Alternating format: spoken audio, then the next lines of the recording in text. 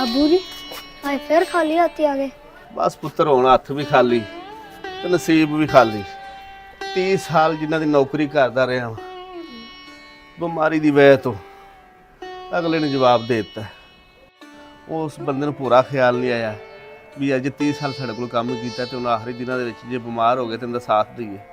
कोई नहीं, 3 महीने दी तनख्वाह भी रहिंदी सी उहदे बल्ले, उहदे भी बड़े तरले कीते, उन्हें भी नहीं दित्ती।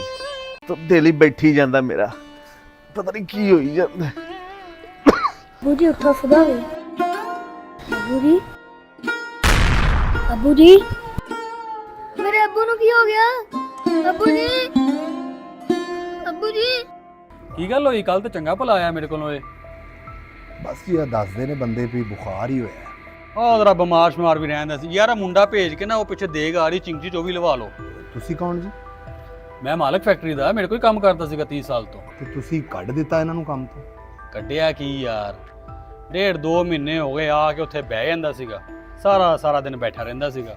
ਕੰਮ ਦਾ ਉਹਨੂੰ ਕਹਿਣਾ ਭਾਜੀ ਮੈਨੂੰ ਸਾਹ ਚੜ ਰਿਹਾ, ਮੇਰੀ ਤਬੀਅਤ ਨਹੀਂ ਸਹੀ। ਫਿਰ ਮੈਂ ਕਿਹਾ ਭਾਈ ਤੂੰ ਘਰ ਹੀ ਚੱਲ ਜਾ ਤੇ ਬਹਿ ਜਾ ਕੇ।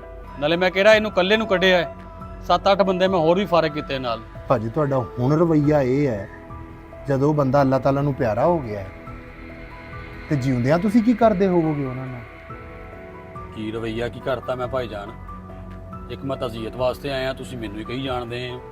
ਭਾਜੀ ਤਾਜ਼ੀਅਤ ਵਾਸਤੇ ਤੁਸੀਂ ਬਿਲਕੁਲ ਆਏ ਹੋ, ਸਾਡੇ ਮਹਿਮਾਨ ਹੋ, ਲੇਕਿਨ ਜਿਉਂਦਿਆਂ ਜੀ ਤੇ ਤੁਸੀਂ ਉਹਨੂੰ ਭੁੱਖਾ ਮਾਰਿਆ। ਯਾਨੀ ਤੁਹਾਡੇ ਤੇ ਅਗਰ ਮੁਸ਼ਕਲ ਪਈ ਤੇ ਉਹ ਬੰਦਾ ਜਿਹਨੇ 30 ਸਾਲ ਤੁਹਾਡੀ ਖਿਦਮਤ ਕੀਤੀ, ਕਿੰਨਾ ਲੱਖਾਂ ਉਹਨੇ ਤੁਹਾਨੂੰ ਕਮਾ ਕੇ ਦਿੱਤਾ ਹੋਣਾ, ਹਲਕਾ ਜਿਹਾ ਬਿਮਾਰ ਹੋਇਆ ਤੇ ਬਜਾਏ ਉਹਦੇ ਨਾਲ ਮੋਢਾ ਲਾਉਣ ਤੇ ਉਹ ਤੁਸੀਂ ਉਹਨੂੰ ਚੁੱਕ ਕੇ ਬਾਹਰ ਕੱਢ ਮਾਰਿਆ। ਤੇ ਉਸ ਤੋਂ ਬਾਅਦ ਮੇਰੇ ਵੀਰ ਉਹਨੂੰ 3 ਮਹੀਨੇ ਦੀ ਤੂੰ ਤਨਖਾਹ ਕਿਉਂ ਨਹੀਂ ਦਿੱਤੀ? ਹੁਣ ਤੁਸੀਂ ਇੱਥੇ ਆ ਗਏ ਹੋ, ਮੁੰਡਿਆ ਗੱਡੀ ਚੋਂ ਫਰੂਟ ਕੱਢ ਲਿਆ, ਉਹ ਕੋਰਮੇ ਦੀ ਦੇਗ ਲੈ ਆਓ ਜੀ, ਖਾਣਾ ਨਹੀਂ ਬਣਾਉਣਾ। ਤੇ ਉਦੋਂ ਜਿਉਂਦਿਆਂ ਜੀ ਤੁਸੀਂ ਉਹਨੂੰ ਇੰਨੀ ਤਨਖਾਹ ਨਹੀਂ ਦਿੱਤੀ ਕਿ ਆ ਮਾਸੂਮ ਬੱਚਾ ਦੇਖੋ, ਉਹ ਹਰ ਸ਼ਾਮ ਇੰਤਜ਼ਾਰ ਕਰਦਾ ਸੀ ਆਪਣੇ ਬਾਪ ਦਾ ਕਿ ਮੇਰਾ ਬਾਪ ਆਏਗਾ ਤੇ ਸਾਡੇ ਘਰ ਦਾ ਚੁੱਲ੍ਹਾ ਜਲੇਗਾ। ਅਬਰਾਰ ਸਾਹਿਬ ਤੁਸੀਂ ਕਹਿੰਦੇ ਹੋ ਬੁਖਾਰ ਨਾਲ ਮਰ ਗਿਆ, ਓਏ ਉਹ ਕਤਲ ਹੋਇਆ, ਬੰਦੇ ਉਹ ਖੁਦਾ ਦੇ ਉਹ ਕਤਲ ਹੋਇਆ। ਔਰ ਤੁਹਾਨੂੰ ਪਤਾ ਉਹਦਾ ਕਾਤਲ ਕੌਣ ਆ? ਓਏ ਉਹਦਾ ਕਾਤਲ ਆ ਬੈਠਾ ਜੇ ਤੁਹਾਡੇ ਸਾਹਮਣੇ।